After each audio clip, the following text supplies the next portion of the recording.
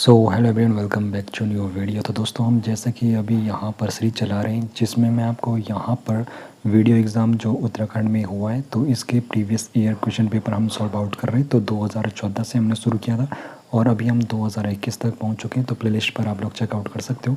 तो 2021 का 5 दिसंबर का मॉर्निंग शिफ्ट का ये पेपर है। तो यहाँ पर 100 के 100 हम यहाँ पर सवालों को देखेंगे और उनके जवाबों के बारे में भी हम जानेंगे और इससे यहाँ पर आपके 100 सवाल भी अच्छे तरीके से बन जाएंगे। तो पहला सवाल था, मुद्दई का क्या अर्थ है? तो मुद्दई का अर्थ होता है वादी। तो ऑप्शन ए इसका सही जवाब हो जाना था। निम्नलिखित में तत्सम शब्द यहाँ पर बताना था। तो खंडग्रह तत्सम शब्द है। तत्सम शब्द क्या होते हैं? जो संस्कृत से हिंदी भाषा में ज्यों के त्यों आ जाते हैं। और तद्भव क्या होते हैं? जिनमें रूपांतरण होता है। ठीक है, अब देखो, उद्गम के आधार पर या फिर उत्पत्ति के आधार पर शब्द समूह को कितने वर्गों में बांटा गया है? किताबों में बताया गया है उद्गम के आधार पर 4 समूहों में बांटा गया है, लेकिन इसमें एक संकट शब्द भी होता है तो उसके मुताबिक फिर 5 शब्द हो जाएगा। तत्सम, तद्भव, देशज, विदेशज। और संकट शब्द भी कहीं कहीं सोर्सों पर बताया गया है तो उसके मुताबिक 5 यहाँ पर हो जाएगा। तो देखो, 4 तो यहाँ पर है नहीं और 5 यहाँ पर है, तो इन्होंने संकर भी ऐड किया है तो यहाँ पर उसके हिसाब से 5 यहाँ पर हो जाएगा। तो ऑप्शन सी इसका हो जाएगा। उद्गम के आधार पर शब्द समूह को कितने वर्गों में बांटा गया? तो 5 वर्गों में बांटा गया है। तत्सम, तद्भव, देशज, विदेशज और संकर शब्द। तुलसीदास ने विनय पत्रिका की रचना किस भाषा में की? तो कई कई सोर्स मैंने जो देखे थे वहाँ पर अवधी भाषा भी यहाँ पर बताया गया था, लेकिन जो मुख्य तौर पर सही जवाब होना चाहिए मेरे अकॉर्डिंग तो वो ब्रज भाषा होना चाहिए। तो एक बार आप लोग इसको क्रॉस वेरीफाई भी कर लीजिए, क्योंकि किन्हीं किन्हीं सोर्सों पर तुलसीदास की विनय पत्रिका की रचना अवधी भाषा में बताई गई है, लेकिन अधिकतर सोर्सों पर ब्रज भाषा भी यहाँ पर बताई गई है। तो तुलसीदास ने विनय पत्रिका की जो रचना करी है ब्रज भाषा में करी है। अब देखो, रूढ़ शब्द ऐसे शब्दों को कहते हैं। तो रूढ़ शब्द क्या आपके होते हैं? तो वो शब्द जो दूसरे शब्दों के जोड़ से नहीं बनते तो वो क्या होते हैं? रूढ़ शब्द होते हैं। और निम्नलिखित शब्दों में शुद्ध वर्तनी वाला शब्द आपको बताना। तो इसमें जो शुद्ध वर्तनी वाला शब्द होगा, दृष्टव्य आपका शुद्ध वर्तनी वाला यहाँ पे शब्द होगा। तो ऑप्शन में इसका सही जवाब हो जाएगा। भूरी भूरी खाक धूल कविता किसकी है? तो भूरी भूरी खाक धूल ये कविता जो है गजानन माधव मुक्तिबोध जी की है। भूरी भूरी खाक धूल गजानन माधव मुक्तिबोध जी की है भूरी भूरी खाक धूल कविता। और यथेष्ट शब्द में कौन सी संधि है? तो यथेष्ट का पहले आप लोग संधि विच्छेद करोगे तो यथाधनिष्ठ। तो देखो, संधि विच्छेद में जब आप लोग करते हो तो अगर आप लोगों ने ये मात्रा देख ली है किसी के ऊपर तो समझ लीजिए वहाँ पर गुण संधि है।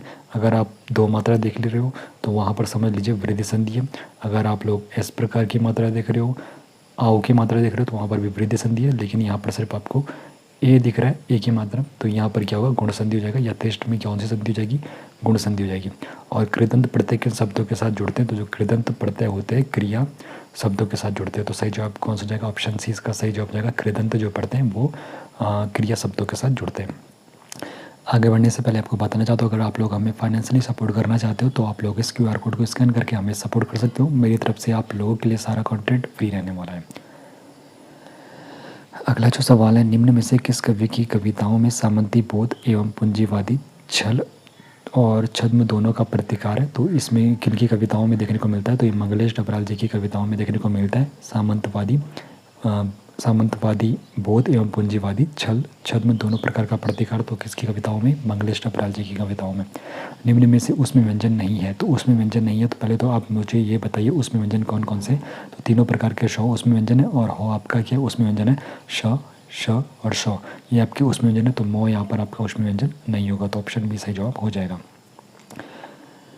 भाषा में लोकोक्ति व मुहावरों का प्रयोग निम्नलिखित में से उनके किस गुण कारण किया जाता है? तो देखो, भाषा में लोकोक्ति व मुहावरा का जो प्रयोग है उनमें गतिशीलता, स्वाभाविकता और सहजता। तो यहाँ पर तीनों ऑप्शन सही है। तो ऑप्शन डी उपयुक्त सभी इसका सही जवाब हो जाएगा। प्रस्तावना का पर्यायवाची शब्द क्या है? तो प्रस्तावना का जो पर्यायवाची शब्द होगा प्राकथन। प्रस्तावना का पर्यायवाची शब्द होगा प्राकथन। अब देखो, 14वां प्रश्न है, संक्षेपण का क्या अर्थ है? देखो, संक्षेपण का जो अर्थ है अनिवार्य तथ्यों का चयन। संक्षेपण का क्या अर्थ है? अनिवार्य तथ्यों का चयन क्या होता है? संक्षेपण। अनिवार्य तथ्यों का चयन संक्षेपण होता है। निम्न में से फारसी शब्द क्या है? तो 1000 के आपके यहाँ पे 1000 एक फारसी शब्द है। तो सही जवाब आपका क्या हो जाएगा? फारसी शब्द की पहचान आप लोगों ने करनी थी तो 1000 आपका एक फारसी शब्द है।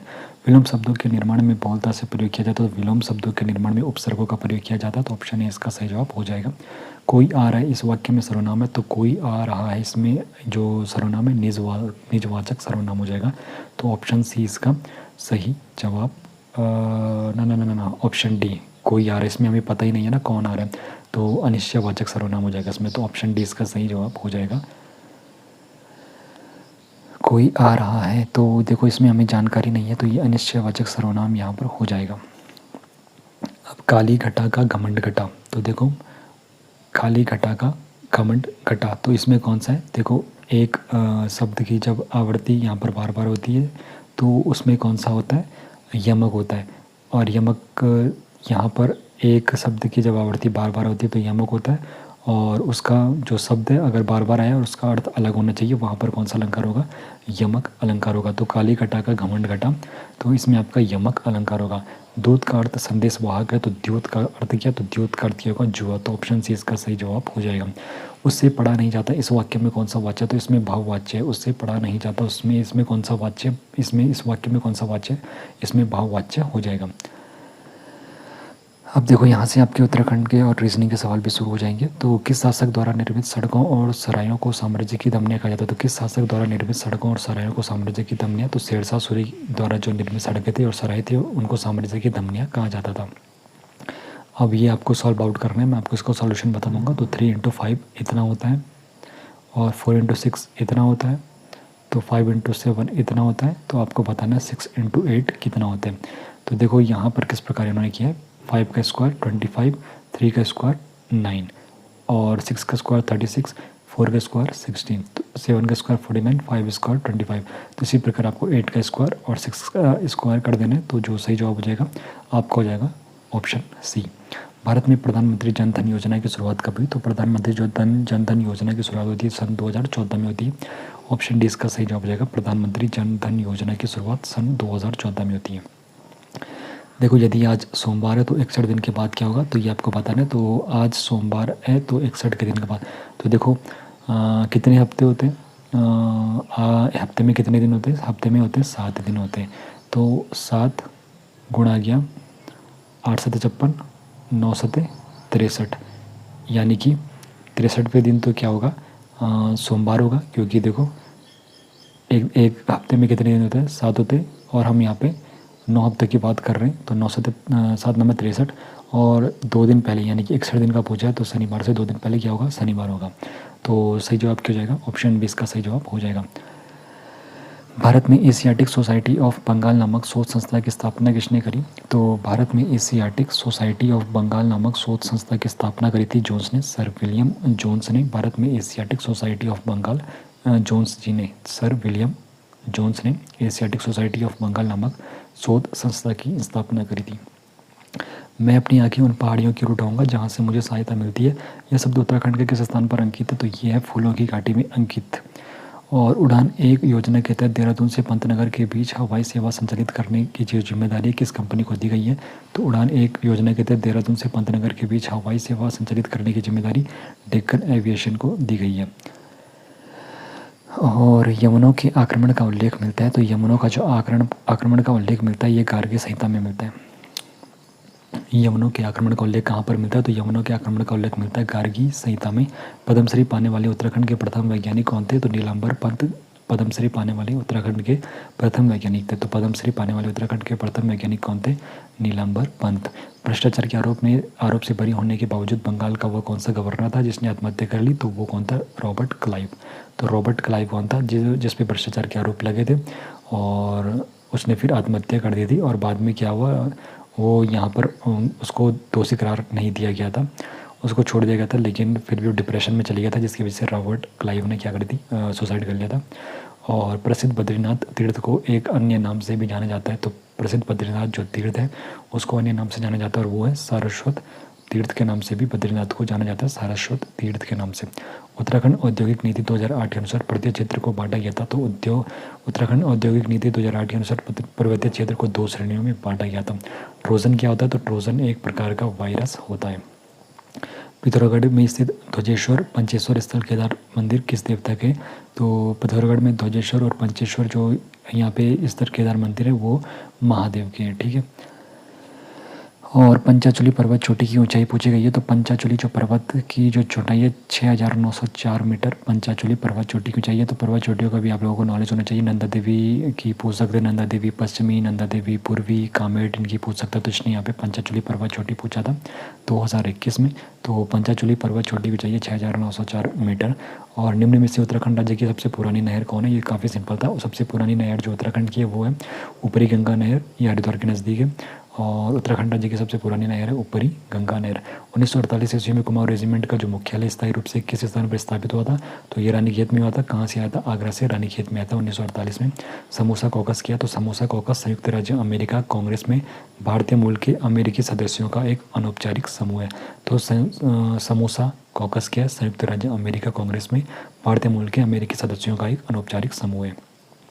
संयुक्त राष्ट्र संघ के शांति निर्माण आयोग की स्थापना कब हुई? तो संयुक्त राष्ट्र संघ के शांति निर्माण की जो आयोग की स्थापना होती है सन 2005 में होती है। संयुक्त राष्ट्र संघ के शांति निर्माण आयोग की स्थापना सन 2005 में होती है। भारत के सर्वोच्च न्यायालय की स्थापना कब की गई? जब हमारा गणतंत्र आया था तो 26 जनवरी 1950 को क्या हुआ था? भारत के सर्वोच्च न्यायालय की स्थापना की गई थी 26 जनवरी 1950 को। और वर्ष 1926 ईस्वी में किस परिषद संस्था का विलय कांग्रेस में हो गया था? तो कुमाऊं परिषद का विलय 1926 में क्या हो गया था? कांग्रेस में हो गया था। और यहाँ पे कुछ कथन दिए गए हैं। कुछ अध्यापक विद्वान हैं और वे विज्ञान पढ़ाते हैं, तो तर्क है विज्ञान पढ़ाने वाले अध्यापक विद्वान है। तर्क 2 है, विज्ञान पढ़ाने वाले कुछ अध्यापक विद्वान नहीं है। तो इसमें जो दोनों तर्क है यहाँ पे दोनों सशक्त लग रहे हैं, तो ऑप्शन ए इसका सही जवाब हो जाएगा। संयुक्त प्रांत जो बाद में उत्तर प्रदेश के नाम से जाना गया को क्या नाम दिया गया? तो यहाँ पर ये नाम किसने दिया था? तो संयुक्त प्रांत जो बाद में उत्तर प्रदेश के नाम से जाना गया, तो इसको ये नाम किसने दिया था? श्री गोविंद बल्लभ पंत जी के द्वारा ये नाम दिया गया था। और निम्नलिखित में से कौन सा महाद्वीपीय पर्वत नहीं है? तो महाद्वीपीय पर्वत इनमें से कौन सा नहीं है? एटलस पर्वत महाद्वीपीय पर्वत नहीं है। आगे बढ़ते हैं। भारतीय संविधान के किस अनुच्छेद के अंतर्गत भारत का राष्ट्रपति वित्त आयोग का गठन करता है? तो ये करता है अनुच्छेद 280 के अकॉर्डिंग। तो भारतीय संविधान के अनुच्छेद 280 के अकॉर्डिंग भारत का राष्ट्रपति वित्त आयोग का गठन करता है अनुच्छेद 280 के अकॉर्डिंग। 16 महाजनपदों का प्रथम जनपद था तो मगध क्या था? 16 महाजनपदों का प्रथम जनपद था। अनाईमुड़ी उच्चतम शिखर है, तो अनाईमुड़ी उच्चतम शिखर है पश्चिमी घाट का। अनाईमुड़ी उच्चतम शिखर है कहाँ? पश्चिमी घाट का। और स्थायी जमींदार बंदोबस्त व्यवस्था के अनुसार भूमि का स्वामी कौन था? जमींदार। स्थायी जमींदारी बंदोबस्त व्यवस्था के अनुसार भूमि का स्वामी कौन था? जमींदार। और निम्नलिखित में से किसको मेन बाउंड्री थ्रस्ट संरचनात्मक इकाई अलग करती है? तो main boundary thrust, main boundary जो थ्रस्ट है तो ये लघु हिमालय एमसी वाली को अलग करती है। और मुख्य वाली जो है मुख्य बाउंड्री वन एमसीडी किसको करती है? वृद्ध हिमालय को किससे करती है? वो मध्य हिमालय से, ठीक है। और जो मेन बाउंड्री थ्रस्ट है ये करती है आपके जो लघु हिमालय उससे हिमालय को अलग करती है, शिवालिक। और वैश्वीकरण में सम्मिलित नहीं है, तो वैश्वीकरण में सार्वजनिक क्षेत्र को इक्विटी का विनिवेश ये सम्मिलित नहीं है वैश्वीकरण में। निम्नलिखित में कौन सा एक वर्ड डॉक्यूमेंट में मेल मर्ज के लिए एक वैध डॉक्यूमेंट का प्रकार नहीं है? तो लीफ नोट यहाँ पर सही जवाब हो जाएगा। वर्ड डॉक्यूमेंट में मेल मर्ज के लिए एक वैध डॉक्यूमेंट का प्रकार नहीं है लीफ नोट। और यूनाइटेड प्रोविंसेस के board of Indian medicine Lucknow में पंजीकृत जो वैध थे, तो यूनाइटेड प्रोविंसेस के board of Indian medicine Lucknow में पंजीकृत वैध थे मोतीराम सनवाल, ये वहाँ पर पंजीकृत वैध थे। गढ़वाल का जॉन ऑफ आर्क कहा जाता है, तो तिलू रौतेली को गढ़वाल का जॉन ऑफ आर्क भी कहा जाता है। जॉन ऑफ आर्क गढ़वाल का जॉन ऑफ आर्क इसको कहा जाता है तिलू रौतेली को। उत्तरांचल विधेयक लोकसभा में कब पारित हुआ? 1 अगस्त 2000 को। और राज्यसभा में कब हुआ? 10 अगस्त 2000 को। और फिर 28 अगस्त को राष्ट्रपति ने हस्ताक्षर कर दिए और फिर 9 नवंबर 2000 को यहाँ पर क्या हुआ? उत्तरांचल बन गया, गठन हो गया। टाइगर शब्द के कितने वर्ण एक स्थिति में रहेंगे यदि उन्हें वर्णमाला के बढ़ते क्रम में व्यवस्थित किया जाए? तो जब आप लोग इसको सॉल्व करोगे तो आपको ऑप्शन मिलेगा ऑप्शन डी कोई नहीं, ठीक है। उत्तरांचल राज्य के प्रथम निर्वाचित विधानसभा के अध्यक्ष, तो प्रथम निर्वाचित पूछा गया है तो यशपाल आर्य प्रथम निर्वाचित है। अगर अंतरिम पूछा जाएगा तो प्रकाश पंत वहाँ पर सही जवाब उसको जाना था। कर्क रेखा नहीं गुजरती, तो कर्क रेखा भारत के 8 राज्यों से होकर गुजरती है। 8 राज्य कौन कौन से? आपका राजस्थान आ जाता है, आपका गुजरात आ जाता है, आपका फिर मध्य प्रदेश आएगा, झारखंड आएगा, छत्तीसगढ़ आएगा, फिर आपका कौन आएगा? त्रिपुरा आएगा, मिजोरम आ जाएगा, और आपका और कौन सा आएगा? कौन सा बचा आपका एक राज्य? त्रिपुरा हो गया, मिजोरम हो गया, और मतलब हाँ नॉर्थ ईस्ट की साइड का एक। और जो यहाँ पर सही जवाब हो जाएगा कर्क रेखा नहीं गुजरती, तो उड़ीसा से नहीं गुजरती क्योंकि त्रिपुरा से गुजरता है, छत्तीसगढ़ से गुजरता है और राजस्थान से गुजरता है, ठीक है। नरसिंहदेव कत्यूरी ने अपनी राजधानी कार्तिकेयपुर से हटाकर कहाँ स्थापित करी? तो नरसिंहदेव जो कत्यूरी था इसने अपनी राजधानी कार्तिकेयपुर से हटाकर बैजनाथ में स्थापित कर दी थी नरसिंहदेव कत्यूरी ने, ठीक है। और निम्न में से उत्तराखंड में पश्चिम से पूर्व की ओर बहने वाली अंतिम नदी है, तो पश्चिम से पूर्व की ओर बहने वाली जो अंतिम नदी है वो लदिया नदी है। पश्चिम से ये पूर्व की ओर बहने वाली अंतिम नदी है लदिया नदी। गोपेश्वर तथा बाड़ाहाट के जो स्तंभ लेख हैं ये छठवीं सदी के, तो इसका सही जवाब हो जाएगा 6 सदी ईस्वी में। देहरादून का जो कर्णपुर मोहल्ला बसाया तो रानी कर्णावती ने बसाया था, महारानी कर्णावती के नाम पर है ये। एक घड़ी प्रतिदिन 15 मिनट तीव्र हो जाती है, इसे दोपहर 12 बजे सही किया जाता है, तो प्रातः 4 बजे कितना समय दिखाएगी? तो जब आप लोग इसको सॉल्व करोगे तो सही ऑप्शन आपको मिलेगा ऑप्शन डी 4:10।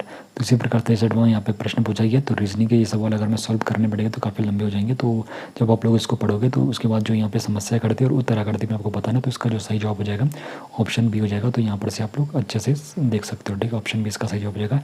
हुगली औद्योगिक क्षेत्र का केंद्र है, तो हुगली औद्योगिक क्षेत्र का केंद्र है कोलकाता हावड़ा, ठीक है। उत्तरांचल राज्य विधिक सेवा प्राधिकरण का गठन कब किया गया था? तो उत्तराखंड बोल रहा हूँ मैं, उत्तराखंड राज्य विधिक सेवा प्राधिकरण का गठन कब किया गया था? तो ये 2002 में किया गया था। 20 मार्च 2002 को उत्तराखंड राज्य विधिक सेवा प्राधिकरण का गठन 2002 में किया था, 20 मार्च को।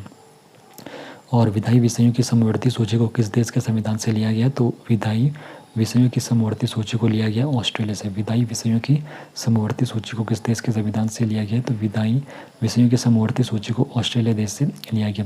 राजा सुदर्शन शाह ने अपनी राज्य की राजधानी टिहरी की स्थापना किस वर्ष की थी? तो उन्होंने 28 दिसंबर 1815 को अपनी राजधानी कहाँ बनाई थी? टिहरी बनाई थी, ठीक है। उत्तराखंड की सबसे बड़ी प्रवाह प्रणाली था गंगा प्रवाह प्रणाली, उत्तराखंड की सबसे बड़ी प्रवाह प्रणाली है। और मानुषी झीलर, ये उस टाइम का करंट अफेयर का सवाल रहा होगा। तो सम्मानित मानुषी झीलर मिस वर्ल्ड से होने वाली भारतीय सुंदरी थी, तो इनसे पहले 5 थी। रीता फोगाट बन चुकी थी, SOI बन चुकी थी, और डायना बन चुकी थी, और एक और थी, और एक प्रियंका चोपड़ा बन चुकी थी। बीच में एक उनका नाम मैं मिस आउट कर रहा हूँ, लेकिन प्रियंका चोपड़ा से वो बनी थी पहले। और उसके बाद जो मानुषी झीलर है, ये इनका जो नंबर आता है 6वां नंबर आता है। प्रधानमंत्री आवास योजना 2015 के अंतर्गत कब तक सरकार ने सबके लिए घर उपलब्ध कराने का लक्ष्य रखा था? 2022 तक ये लक्ष्य रखा था, लेकिन फिर इसको वहाँ पर पूरा तो हुआ नहीं था उस वक्त। और निम्न में से उत्तराखंड में नंदौर अभ्यारण्य स्थित है, तो नंदौर अभ्यारण्य आपका नैनीताल जनपद में, ठीक है, नैनीताल जिले में। भारत में जनसंख्या से संबंधित सर्वाधिक पूर्ण एवं सतत जनसांख्यिकी अभिलेख उपलब्ध कराने वाली संस्था कौन सी? CSO है, तो केंद्रीय सांख्यिकी संगठन आपका सही जवाब हो जाएगा। केंद्रीय सांख्यिकी संगठन भारत में जनसंख्या से संबंधित सर्वाधिक पूर्ण एवं सतत जनसांख्यिकी अभिलेख उपलब्ध कराती है, केंद्रीय सांख्यिकी संगठन। और उत्तराखंड में हिमालय पर्यावरण अध्ययन एवं संरक्षण संगठन के संस्थापक कौन है? तो उत्तराखंड में हिमालयी पर्यावरण अध्ययन एवं संरक्षण संगठन के संस्थापक हैं डॉक्टर अनिल प्रकाश जोशी जी। तो डॉक्टर अनिल प्रकाश जोशी जी ने हिमालयी पर्यावरण अध्ययन एवं संरक्षण संगठन के संस्थापक हैं। और EMI का पूर्ण रूप क्या है? तो इलेक्ट्रोमैग्नेटिक इंटरफेस इसका फुल फॉर्म हो जाएगा। तो EMI का पूर्ण रूप यहाँ पे पूछा गया, तो इलेक्ट्रोमैग्नेटिक्स इंटरफेस इसका पूरा नाम हो जाएगा। और भारतीय पशु चिकित्सा अनुसंधान संस्थान 1893 में मुक्तेश्वर में इसकी स्थापना की गई थी। भारतीय पशु चिकित्सा जो अनुसंधान संस्थान है 1893 में मुक्तेश्वर में इसकी स्थापना करी थी। एल्फ्रेड लिंगार्ड के द्वारा ये स्थापना की गई थी मुक्तेश्वर में। और भारतीय संविधान का कौन सा अनुच्छेद राष्ट्रीय अनुसूचित जनजाति आयोग के गठन से संबंधित? 338A। तो भारतीय संविधान का कौन सा अनुच्छेद राष्ट्रीय अनुसूचित जनजाति आयोग के गठन से संबंधित अनुच्छेद? ये आपका 338A आता है। ऑप्शन 20 का सही जवाब हो जाएगा। सन 1919 ईस्वी में कुमाऊं परिषद का तीसरा अधिवेशन कहाँ हुआ? तो पहला कहाँ हुआ था? अल्मोड़ा में हुआ था। उसके बाद दूसरा आपका कहाँ पर हुआ था ये आपको बताना है, और तीसरा आपका घोड़द्वार में हुआ था। फिर चौथा और पाँचवा कहाँ हुआ था ये भी आपको मुझे कमेंट में बताना है। और पहला तो 1917 में हुआ था, फिर दूसरा 18 में हुआ था, तीसरा 1919 में हुआ था, और फिर आपको मुझे बताना है अंतिम कहाँ हुआ था और कहाँ पर ये हुए थे। तो यहाँ पर एक प्रश्न पूछा है, ये रीजनिंग है। तो रात 6 किलोमीटर दक्षिण की तरफ चलता है और फिर बाईं ओर मुड़ जाता है, और 7 किलोमीटर चलने के बाद फिर से बाईं ओर मुड़कर 5 किलोमीटर चलता है। अब इसका चेहरा किस दिशा में हो गया? तो ईस्ट, वेस्ट, नॉर्थ और साउथ। तो अब आप लोग जब इसको सॉल्व आउट करोगे तो आपको सही जवाब यहाँ पे मिल जाएगा ऑप्शन सी। ऊंचे बुग्याल क्षेत्र में रहने वाले चरवाहों को क्या कहते हैं? तो ऊंचे बुग्याल क्षेत्र में रहने वाले चरवाहों को पातच भी कहते हैं, बकरवाल भी कहते हैं, पालसी भी कहते हैं। तो इसका सही जवाब हो जाएगा उपयुक्त सभी। कोजा एक्ट का संबंध किससे? तो कोजा एक्ट का जो संबंध है वो भूमि बंदोबस्त से था। कोजा एक्ट का संबंध किससे था? भूमि बंदोबस्त से। निम्नलिखित में कौन सा मंत्रालय भारत की संघीय सरकार का भाग नहीं है? तो सौर ऊर्जा जो मंत्रालय ये भारत की संघीय सरकार का भाग नहीं है। और आटाघाट सहायक नदी है, तो आटाघाट किसकी सहायक नदी है? पिंडर नदी की। तो आटाघाट जो है सहायक नदी है पिंडर नदी की। अब यहाँ पे प्रश्न पूछा था सिंह, बाघ तथा पशुओं के मध्य पाए जाने वाले संबंध को चित्रित करना है। तो देखो सबसे पहले तो पशु हो जाएंगे, इसमें फिर सिंह की प्रजाति अलग, बाघ की अलग। तो ये आपको कहाँ पर दिख रहा है, ऑप्शन सी इसका सही जवाब हो जाएगा। दी गई श्रेणी में प्रश्नवाचक चिन्ह के स्थान की संख्या आएगी तो 6, 17, 39, 72। इसको जब आप लोग सॉल्व करने बैठोगे, देखो 6 कम 6, 6 दूनी 12 और 12, 13, 14, 15, 16, 17, उसमें 5 जोड़ दिया। 17 कम 17, 17 दूनी 34, 34, 35, 36, 37, 38, 39, 5 जोड़ दिया। 39, 39 दूना कितना होगा, 39 दूना 80, ये ज़्यादा हो रहा है। तो इसको सॉल्व करने का आप लोग दिमाग यहाँ पे लगाना। तो उसके बाद आपको जब जो सॉल्यूशन निकलेगा, सॉल्यूशन आपका 116 आना चाहिए। तो आप लोग इसको अच्छे से सॉल्व आउट कर लीजिए। निम्न में से किस पर डाक टिकट जारी नहीं किया गया है। पंडित गोविंद बल्लभ पंत पर डाक टिकट जारी हो चुका है। चंद्रशेखर गढ़वाली पर 1994 में हुआ है। मोहनलाल बख्शी पर भी हो चुका है। उत्तराखंड उच्च न्यायालय पर डाक टिकट जारी नहीं किया गया है।